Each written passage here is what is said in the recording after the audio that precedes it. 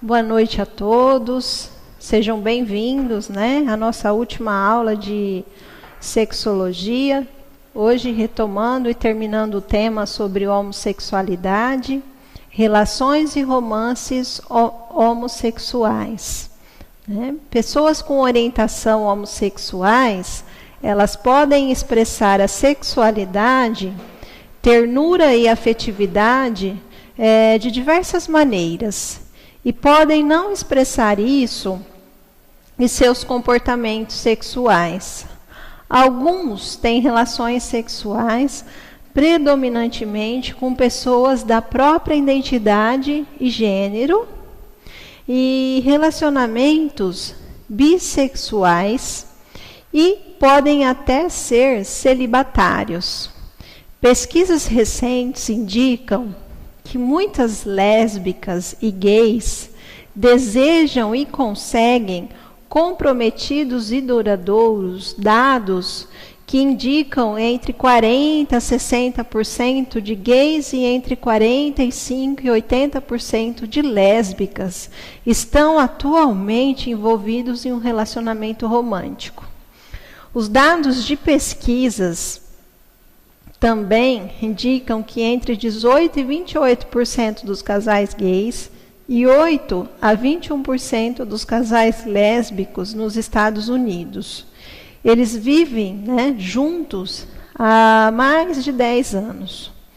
E nesses estudos foram pontuados que casais de pessoas do mesmo sexo e casais de sexos opostos, eles podem ser equivalentes em termos de satisfação e comprometimento nos relacionamentos amorosos.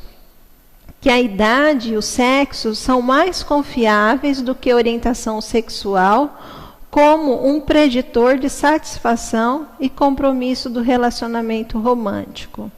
E que as expectativas e idealizações acerca dos relacionamentos são comparáveis e semelhantes entre pessoas hétero e homossexuais. Acrescentando que as práticas homossexuais entre homens, os sexólogos têm descrito que, ao contrário do que se pensa, a forma mais comum de homem, levar a outro ao orgasmo não é através do sexo anal, mas principalmente da felação e da masturbação. Há um desacordo entre os pesquisadores, qual das suas primeiras teorias apresenta maior incidência. Alguns atestam que dos atos mais comuns do sexo homossexual seriam de esfregar os órgãos genitais entre as coxas do outro, o coito que eles chamam de interfemoral, ou de encontro a duas partes, que chama fricção ou frictação. Embora muitos autores reservem esse termo às práticas homossexuais entre mulheres, ainda do mesmo sexo, anal é mais praticado pelos homossexuais homens. Na terminologia da prática masculina, também são comuns os termos ativo e passivo. E o primeiro corresponde ao homem que realiza a penetração, e o segundo que corresponde ao homem que é penetrado. No início dos estudos da sexologia, ambos os termos deram margem a muitas confusões entre autores, porque passou-se o primeiro a chamar-se ativo o homem que faria o papel de uma relação sexual, enquanto o passivo seria aquele que faria o papel da mulher.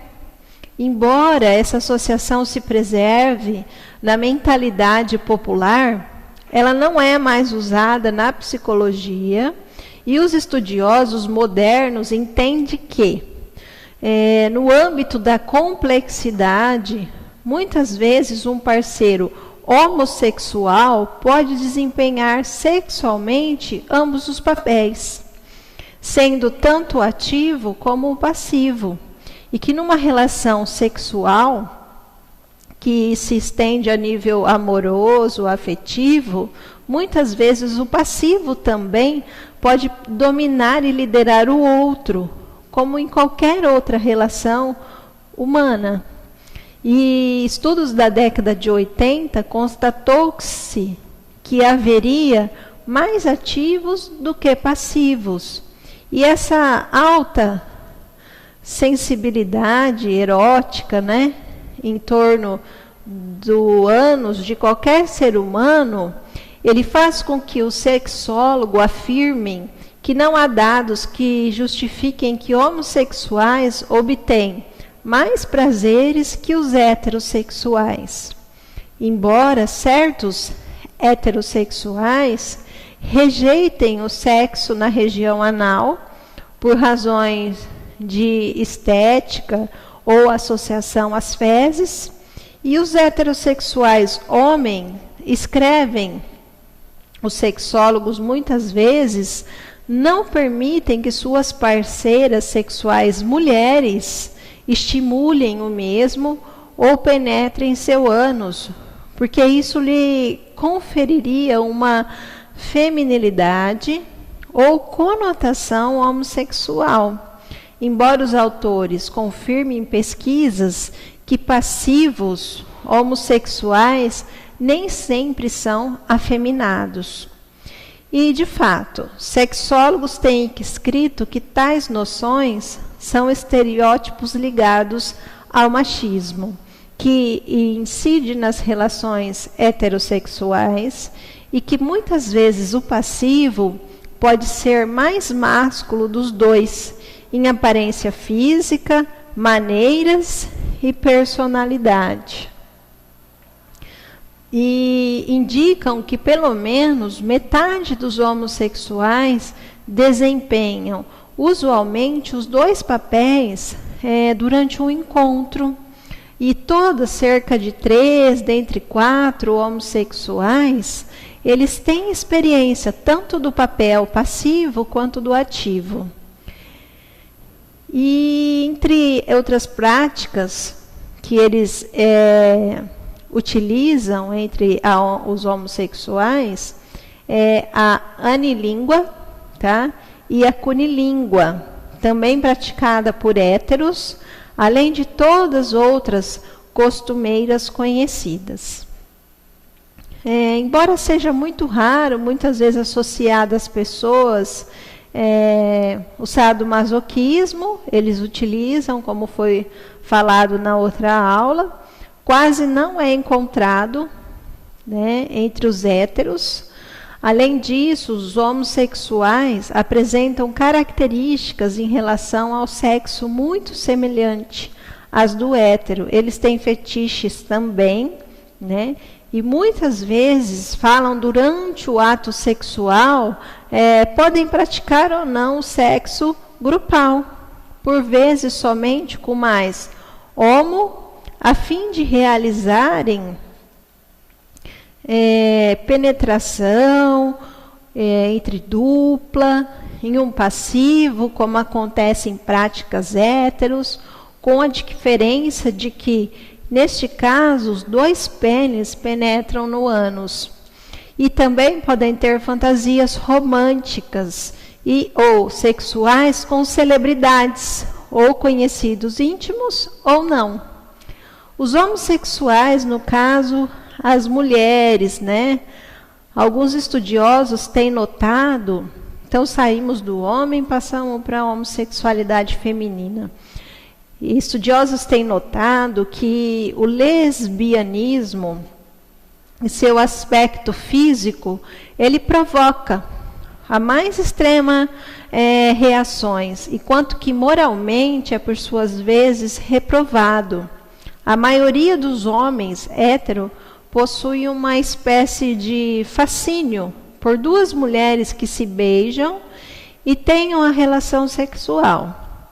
Alguns sexólogos, eles escrevem que, por um lado, existe um tipo de homem que, ferido por seu orgulho masculino, desprezariam as mulheres, que dispensassem o pênis, numa relação sexual. De fato, numa relação sexual entre duas lésbicas, o erotismo feminino e as características físicas da parceira parecem vir em primeiro lugar.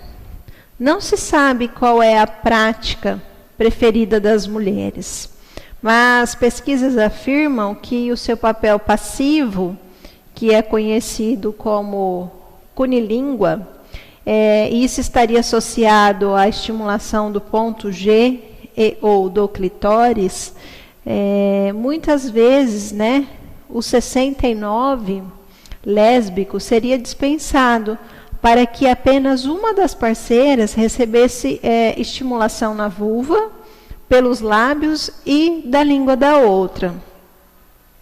Outro termo muito utilizado quando se escreve sobre práticas homossexuais femininas é o tribadismo, que em duas parceiras pratiquem uma fricção, ou seja, um encontro entre as vulvas de ambas. Diversos sexólogos têm escrito que, ao contrário do que se pensa, o prazer sexual não seria somente das vaginas de ambas as parceiras, mas principalmente pelo encontro entre as duas coxas. A prática homossexual entre mulheres também inclui penetração, mas com menor frequência. No entanto, quanto mais praticada, é mais comum que a estimulação do órgão genital da parceira seja realizada manualmente, ou em outros casos, com dildo, né, que é conhecido como pênis artificial, embora esse seja mais raro.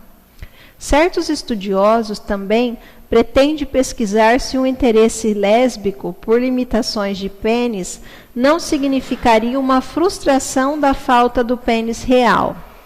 Alguns afirmam que não se pode generalizar acerca de todos os casos de lésbica, enquanto outros afirmam que as utilizações artificiais não possuem interesses sexuais ou mesmo afetivos por homens. Pesquisas revelam que a utilização de pênis artificiais seria para a lésbica uma tentativa de buscar algo mais, assim como acontece com os parceiros heterossexuais que buscam outras formas, né, de enriquecer suas práticas do sexo. Outras práticas sexuais entre as lésbicas, que são menos comuns, é tido como sexo anal, que é secundário numa relação lésbica, muitas vezes realizado manualmente ou com dildos, e as práticas do sadomasoquismo, que, embora muito rara, podem utilizar o chicote e a flagelação, e com os heterossexuais sadomasoquistas. Outros assuntos de interesse entre estudiosos e sexólogos é saber se as lésbicas possuem atração sexual por mamilos, tanto quanto os homossexuais héteros, e a maior parte dos autores escrevem que o interesse é relativo, mas é semelhante. Dentro da demografia da homossexualidade, nós temos a bandeira, que é conhecida como arco-íris, né? Ela é a predominante, ou seja, toda a representação na homossexualidade, e é um símbolo do movimento que eles chamam de LGBT, né, e foi criada na cidade de São Francisco, nos Estados Unidos. Dados confiáveis dessa democracia quanto ao tamanho da população homossexual são informações valiosas para as políticas públicas. Por exemplo, a demografia exigiria, no cálculo de custos e benefícios, da prestação, né, dessa legalização da homossexualidade. Além disso, o conhecimento do tamanho dessa população é uma promessa para que ajude as ciências sociais compreenderem essa ampla questão de importantes, né, da geral escolha do mercado de trabalho, a acumulação desse capital humano, né, como seriam as novas famílias, a discriminação, se existe ainda ou não, e a decisão sobre a localização geográfica. Medir essa prevalência, né, ou não medi-la, pode apresentar algumas dificuldades. E a pesquisa, ela tem como característica que não ser a definição da orientação sexual, mas pontuar, né, ou identificar essas pessoas que desejam as outras do mesmo sexo, que pelo menos tenham essa experiência, como disse Kinsey, lá no início da nossa aula, que foi a responsável pela sexologia, e mostrando, através do viés, a que conclusão realmente chegar sobre essa nova população. Estimativas da ocorrência da homossexualidade, ela varia de 20% da população, mas é apenas uma estimativa, e normalmente conclui-se que há pouco mais de homossexuais masculinos do que feminino, variando de um país para outro, né? E teve-se uma experiência de homossexuais na França, e o número foi grande, de 4,1%. O segundo foi a Noruega e o terceiro a Nova Zelândia. E por último, os Estados Unidos. O Brasil, né, apenas 10% de homens e mulheres com idade entre 15 e 64 anos. Eles tiveram uma relação de homossexualidade na vida, totalizando em média geral 7,6%.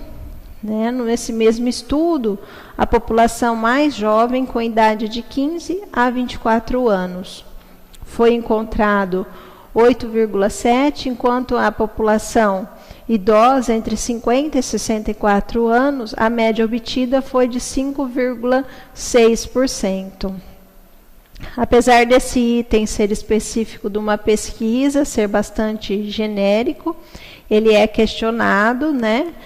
Porque até então os entrevistados teve ao menos uma relação sexual com pessoas do mesmo sexo na vida. Então, não é algo muito certo que precisa ser estudado. Eu gostaria de falar um pouquinho com vocês sobre a homossexualidade e a ciência, dentro de uma visão biogenética, né? Nós temos aí o neurobiólogo conhecido como Roger Korsky.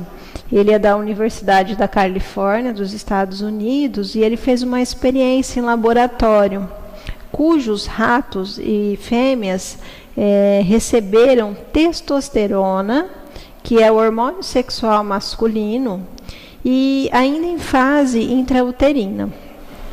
E observou-se que desde a primeira fase de vida, os filhotes do sexo masculino mostravam-se comportamentos masculinos, como gostos, brincadeiras, eles eram mais agressivos e, além de serem atraídos mais por fêmeas. Os estudos, contudo, eles não foram conclusivos para os filhotes do sexo masculino, cujas fêmeas progenitoras recebem hormônios femininos, no caso a progesterona, e não desenvolve significativas características femininas. O ramo da ciência genética, vários estudos, eles têm sido realizados no sentido de investigar essas origens, se são hereditárias ou não, né, para a homossexualidade.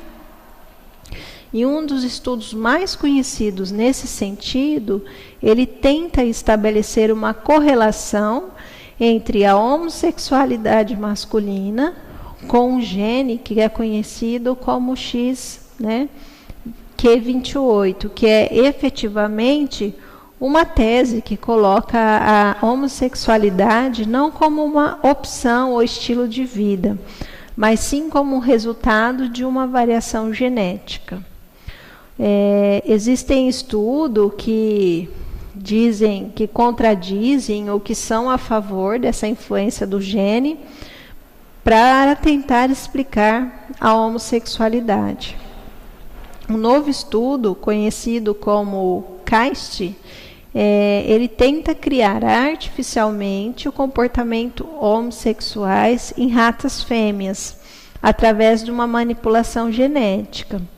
Nesse estudo, alguns genes relacionados ao equilíbrio dos hormônios, no caso o estrogênio, eles foram intencionalmente suprimidos, verificando uma referência homossexual estatisticamente relevante em relação ao grupo de controle, lançando novas dúvidas de que o comportamento homossexual em mamíferos possa ter um fator genético.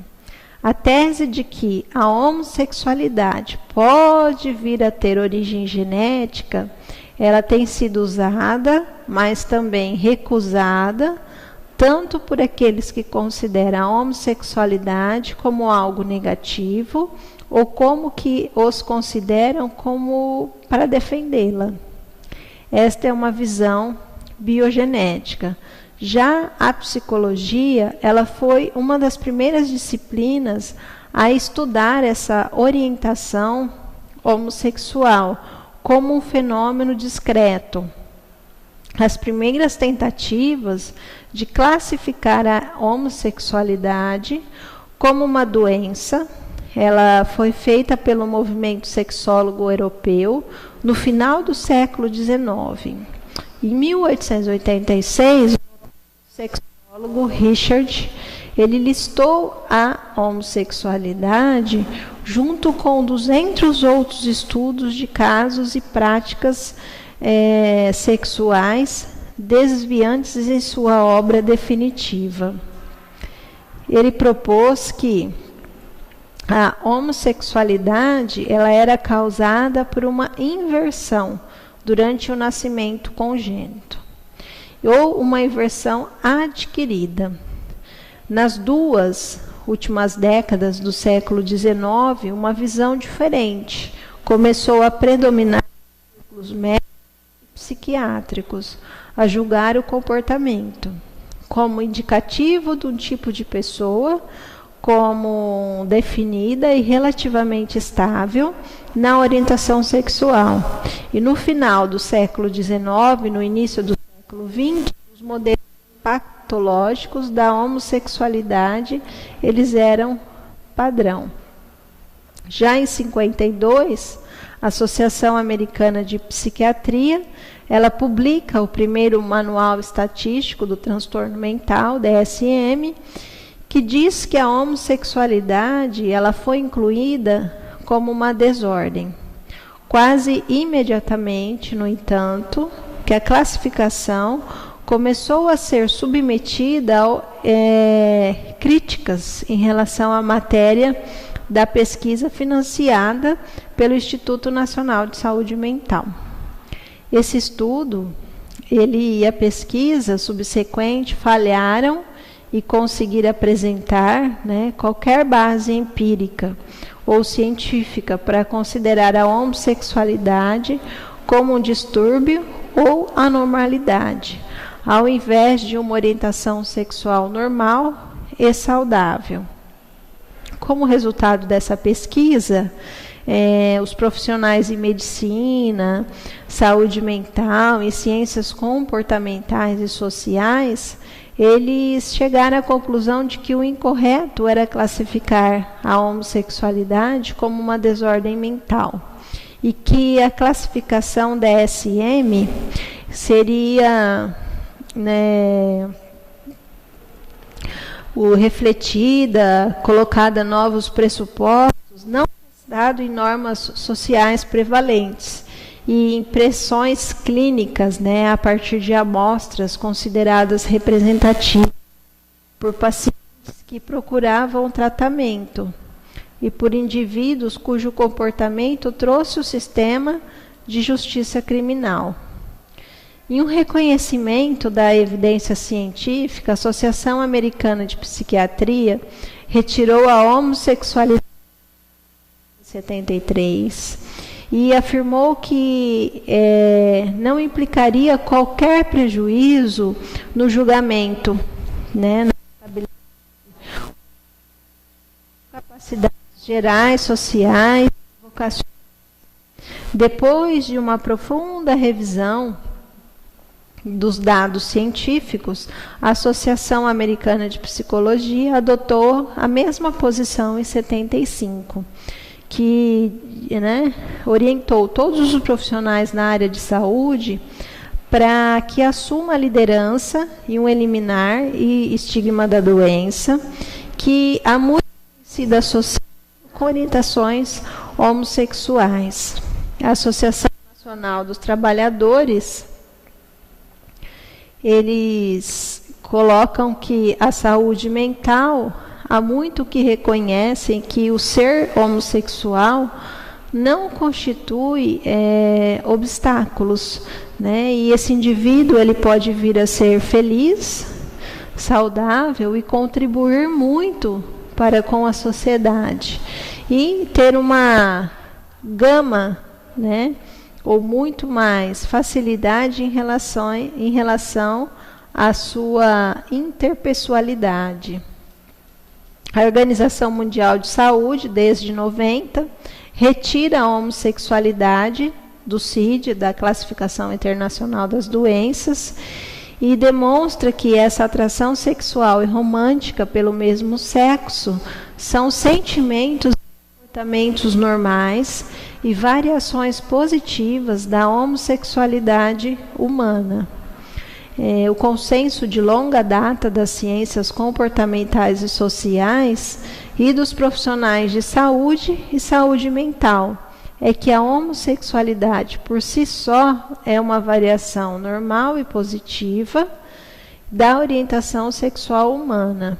E ela é listada, sendo que aprovada aí pela nova Assembleia Mundial de Saúde, como pessoas que querem mudar suas identidades e de gênero ou orientação sexual por causa do distúrbio psicológico ou comportamental.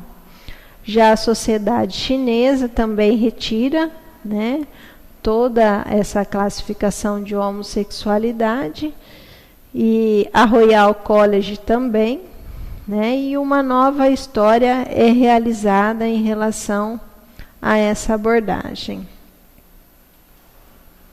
A aplicação adequada da psicoterapia, afirma e baseia-se nos seguintes dados científicos. A atração sexual pelo mesmo sexo, comportamento e orientação por si só, não normais e positivas, variantes da sexualidade humana, em outras palavras, não são indicadores de transtornos mentais ou do desenvolvimento. A homossexualidade e a bissexualidade são estigmatizadas e, por este estigma, pode ter uma variedade de consequências negativas, por exemplo, o estresse, ao longo do ciclo da vida. A atração sexual pelo mesmo sexo comportamento pode ocorrer no contexto de uma variedade de orientação sexual e identidade. Homens gays e lésbicas e indivíduos bissexuais podem viver em uma vida satisfatória, bem como em relacionamentos afetivos e famílias estáveis, que são equivalentes aos relacionamentos heterossexuais em aspectos essenciais. Não há estudos empíricos ou pesquisas que suportariam teorias que atribuam a orientação sexual a disfunção familiar ou traumas, né? Já a psicobiologia, o que ela faz em relação à homossexualidade, né? Ela demonstra que seres humanos, né, estimulam suas zonas erógenas porque provoca recompensas no cérebro. E essas recompensas, em particular, seria o orgasmo, que são observados no nível da consciência como uma sensação de prazer erótico e satisfação. O ser humano busca atividades sexuais porque eles fornecem prazeres eróticos intensos. Entre os seres humanos, assim como os chimpanzés, orangotangos e golfinhos, né? O comportamento no sexual não é mais que um comportamento de reprodução, mas se tornou um comportamento erótico, né? Isso é muito importante para que vocês saibam esse histórico, né? Críticas às ciências passadas foram várias que ocorreram, né? Explicando a homossexualidade, porque a maioria delas vieram a ocorrer no século XIX, quando se procuram comprovações científicas para afirmar que características humanas tornariam um indivíduo superior ao outro. E esse buscar interpreta a complexidade de comportamentos humanos com base do comportamento animal. Dizem alguns críticos que defendem o darwinismo social. Pesquisas na neurobioquímica indicam que existe o risco de alguns pesquisadores estarem, na verdade, procurando uma forma de curar esse comportamento, seja mapear o que gerar o desejo homossexual, porque convertê-lo em desejo hétero, né? E é o que toda família pode estar procurando aí. Dúvidas, perguntas, vocês podem estar me mandando por e-mail, né? Acredito que a homossexualidade é um termo que é amplo, né? E que vocês tenham muita curiosidade em relação ao mesmo, né? Eu gostaria de falar hoje um pouco com vocês sobre sobre relacionamento de casais, um pouco com vocês, né? Para que vocês possam sair da homossexualidade e ter essa visão, né, sobre a sexologia e os casais. E caso der tempo ainda, irei falar sobre a sexologia e os adolescentes. Sexologia e os casais. Variados problemas que afetam a vida conjugal, né? Inicialmente, esses problemas evidenciam o poder do envolvimento e o êxtase exercido pela atração das partes que se conhecem. Escolhemos os nossos pares pelo comportamento aparente, e aquilo que queremos para nós depositamos no outro, né? O viver em relação ao outro, em função do outro. Durante o período do namoro, nós não permitimos ver realmente quem ele é. Com a chegada da rotina no relacionamento, torna-se possível conhecer a pessoa como ela é de verdade. Então começam a surgir os problemas. Haja visto o fato de iniciar uma intolerância com relação aos defeitos do outro, né? E os fatores que contribuem para essa dificuldade conjugal incluem a dificuldade financeira, né? As diferenças de educação. A dificuldade financeira é porque as pessoas não se organizam, não unem, um paga mais, outro paga menos, não vão junto, né? Diferenças de educação, cada um vem de uma família, criado de forma diferente, um gosta de conversar mais, o outro gosta de conversar menos, então ali há diferenças de educação. A formação de profissão, do profissional, né? O estilo de vida, cada um quer um objetivo, ambição, posição social, o outro não quer, né? Problemas sexuais da ordem orgânica e psíquica. Vamos lembrar aí que um gosta de namorar e o outro não. E a infidelidade, né? Também muito presente aí nos fatores que contribuem para a dificuldade conjugal. O buscar o outro fora do meu relacionamento.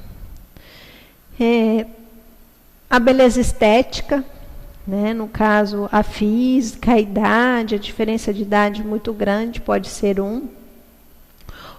O nascimento dos filhos, né? Ou a saída de casa do filho, o filho fica maior de idade, sai de casa, os pais podem ter problemas. Questões relacionadas à personalidade, tais como a introversão, presente em pessoas mais reservadas, e a extroversão, presente em pessoas que expõem mais socialmente. Aquele casal que vai numa festa, onde um fica quietinho e o outro é todo extrovertido, conversa com todo mundo, acaba esquecendo o outro ali no cantinho, né? Problemas psicológicos também são os fatores, a ansiedade, o estresse, a diferença de credo e de fé, né? Não precisa nem falar que a religião às vezes separa muitos casais. Não há uma regra que pontue para determinados fatores que levam à separação. Contudo, a vontade de se cuidar para o outro e tentar compreender estimula o interesse para essa união, né? Pequenos seres humanos têm, desde pequenos, os seres humanos, eles têm necessidade de cuidados por parte do outro. E durante o período da formação da personalidade, existem algumas circunstâncias fundamentais a serem desenvolvidas. O vínculo afetivo é um elemento primordial nessa categoria. Ele é básico, né? E é aquilo que, vamos dizer assim, que une, é o laço. E esse vínculo, ele vem o quê? A observar os conceitos, bem como suas implicações nos seres humanos, é possível, né, prospectar várias formas e variáveis, favorável e desfavorável do relacionamento ao longo da vida. Se a formação da personalidade de uma pessoa contar com a existência de um vínculo precário, torna-se incompatível a existência de um relacionamento conjugal. Em relatos clínicos, obtém-se históricos onde o marido ou a esposa, eles não tiveram uma formação vincular com seus pais. Posteriormente, na vida adulta, os dois encontraram dificuldades em manter o relacionamento por falta desta condição de vínculo. E o que atrai nessa afetividade o homem e as mulheres?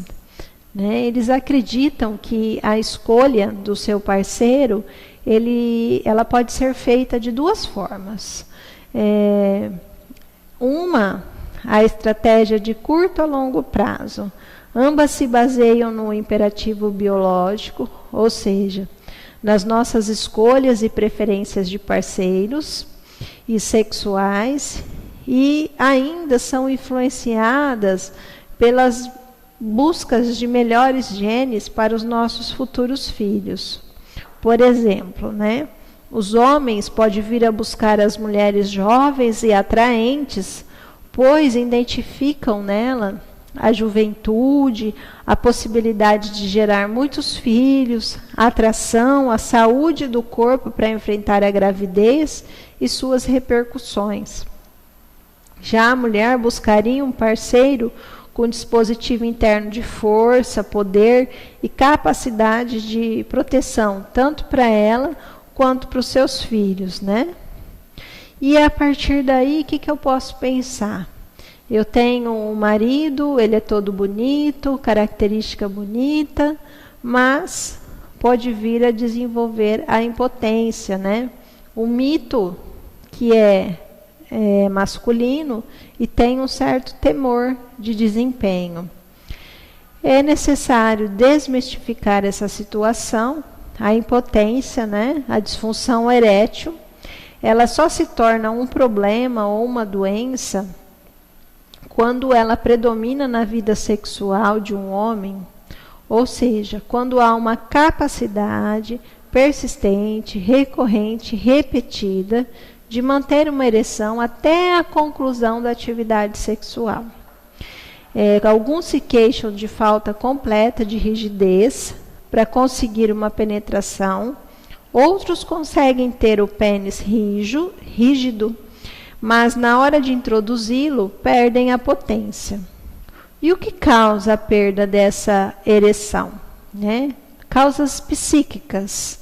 O estresse do dia a dia, a discórdia conjugal, a falta de atração pela parceira, a ansiedade ou a depressão, o temor em não desempenhar o sexo adequado, os conflitos emocionais antigos, vamos dizer assim, as traições, a culpa e repressão sexual, principalmente a repressão sexual em mulheres, né?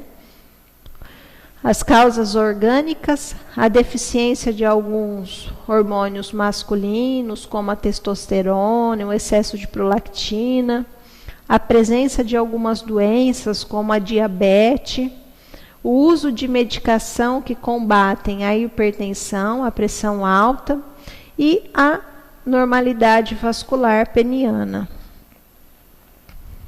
O baixo desejo sexual, ele também contribui para tentar explicar, né, o ponto de vista orgânico, procurando responsabilizar o balanço, né, alterado de algumas substâncias cerebrais pela diminuição da motivação sexual, ou mesmo culpar algum defeito físico ou alguma doença pelo desinteresse.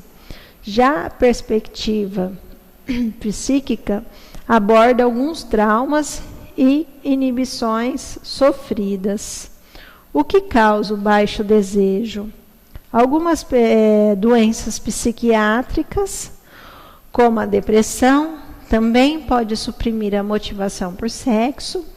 As causas psicológicas mais profundas são as situações traumáticas de abuso sexual, mensagem antissexual durante a infância, comportamento sedutor por parte dos pais, dificuldade em unir amor com sexo na mesma pessoa, esposa versus prostituta, culpa, raiva entre os casais, competição temida com o pai ou a mãe, entre outros, tá?